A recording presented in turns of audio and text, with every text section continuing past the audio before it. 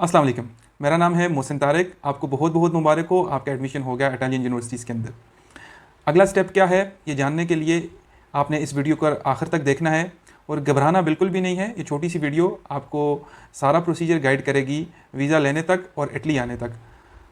सबसे पहले जब आपका एडमिशन हो जाता है, आपका नाम मेरिट लिस्ट में आ जाता है, नेक्स्ट स्टेप ये होता है कि जो इनकी फ़ी होती है राउंड अबाउट 256 यूरोज़ आपने वो सबमिट करनी होती है यूजिंग योर डेबिट कार्ड और क्रेडिट कार्ड। जब आप वो सबमिट कर लेते हैं तो आपका एडमिशन कंफर्म हो जाता है।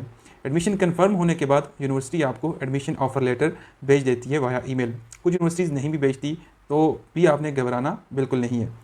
जब आपको एडमिशन कंफर्मेशन की ईमेल आ जाए, आपने नेक्स्ट स्टेप क्या करना है, प्री एनरोलमेंट का। प्री एनरोलमेंट कुछ यूनिवर्सिटीज़ चाहती हैं, कुछ नहीं चाहती। तो आपने अपने पीएचडी प्रोग्राम कोऑर्डिनेटर या मास्टर्स के लिए हैं तो आपने कोऑर्डिनेटर को ईमेल करनी है, वो आपको कंफर्मेशन दे देंगे कि आपको प्री एनरोलमेंट की ज़रूरत है या नहीं है। ये बहुत ज़रूरी होती है टाइप डी वीज़ा, जिसके ऊपर हम थोड़ी देर में बात करेंगे, उसको हासिल करने के लिए।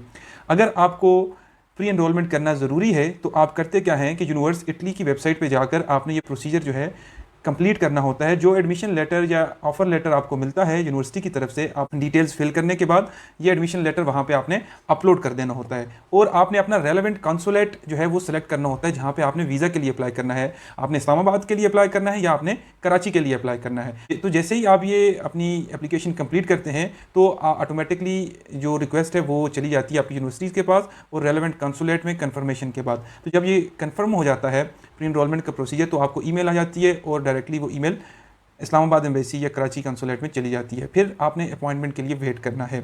नेक्स्ट स्टेप होता है डॉक्यूमेंट्स प्रिपरेशन का। आपने जब एप्लीकेशन प्रोसीजर स्टार्ट कर लिया है तो आपको चाहिए कि साथ साथ ही आप अपने डॉक्यूमेंट्स जो हैं वो अटेस्ट करवा दें। डॉक्यूमेंट्स किस तरह अटेस्ट करवाने हैं उसके लिए भी वीडियो का लिंक मैं इधर पिन कर लूँगा, वो भी लाजमी देख लीजिएगा। अब डॉक्यूमेंट अटेस्ट हो चुके होते हैं मूफा से, जो आपके पास सारा कुछ हो जाता है।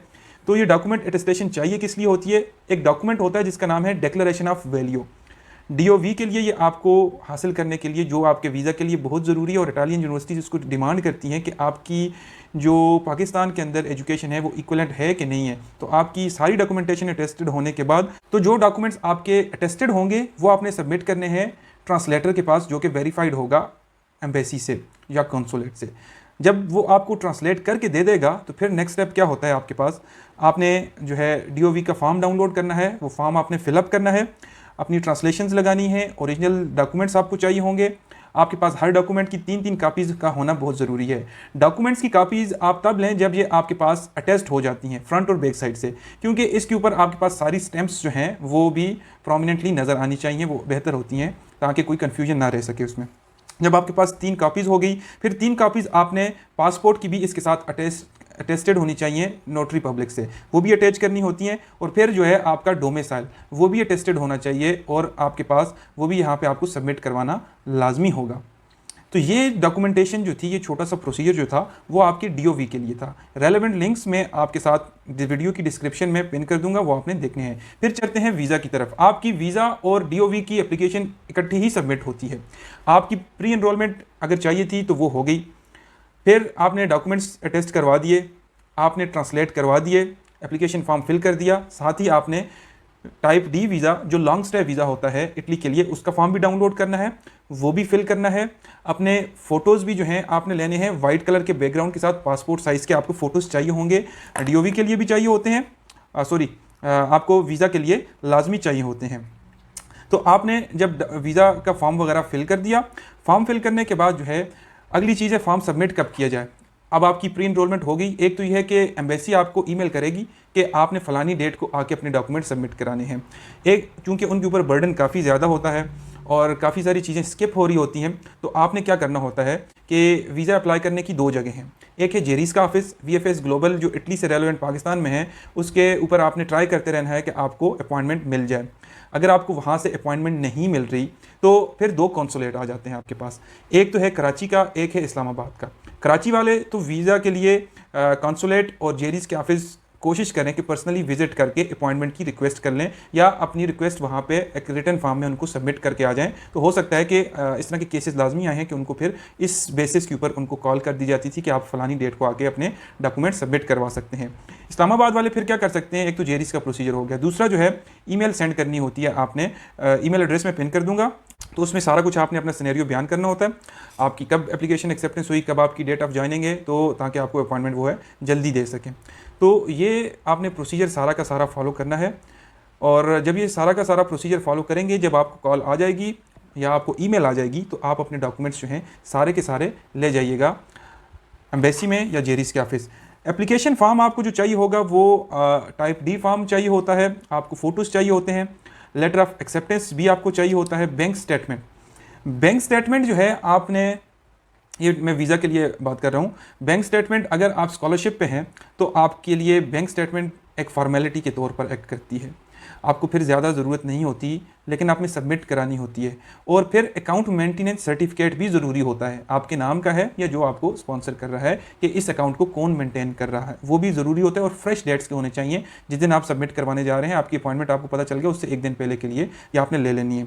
अगली चीज़ जो आपको वीज़ा के लिए ज़रूरी होती है वो होती है एकोमोडेशन जो है आप किस तरह बुक कर सकते हैं, वो आप bookings.com पे जा सकते हैं, और भी मल्टीपल साइट्स हैं, एगोडा की होगी, वहाँ पे जाकर आपने अपना जो है वो डेबिट कार्ड को यूज़ करते हुए बुकिंग्स कर लेनी है। आपने ये ऑप्शन देखनी है कि आप उस रेजिडेंस को सिलेक्ट करें जिसकी कैंसलेशन फ़ी जो है वो ज़ीरो हो। आपके at the time of application या जब से आपने स्टार्ट करना है उसमें कम से कम 1 महीने का वक्फा लाजमी होना चाहिए जब आप अप्लाई कर सकें। आपकी जब आप बुकिंग्स ऐड करेंगे तो उसमें ये देखिएगा कि आपके अकाउंट से पैसे वो काटते नहीं हैं, लेकिन 4-5 दिन पहले जब आपके डॉक्यूमेंट सबमिट हो जाते हैं तो बुकिंग स्टार्ट होने से 4-5 दिन पहले आप वो बुकिंग कैंसिल भी कर सकते हैं।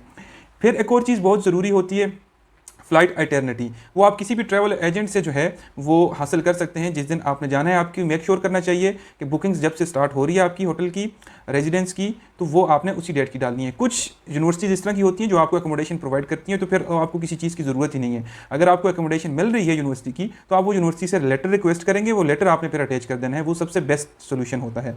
अगर वो नहीं है तो फिर आप bookings.com पे जाएंगे, या आपका कोई दोस्त कोई कोलीग यहाँ पे है तो वो आपको कॉन्ट्रैक्ट दिलवा सकता है, तो वो भी अच्छी बात है। मल्टीपल सॉल्यूशंस हैं इसके, ठीक है, लेकिन जो ईजीएस्ट है वो bookings.com वाला है, क्योंकि हो सकता है बाद में आपका प्लान चेंज हो जाए वहाँ पे रहने के लिए ही नहीं, तो वो आप ने सिर्फ अप्लाई करने के लिए ये डॉक्यूमेंट ज़रूरी है।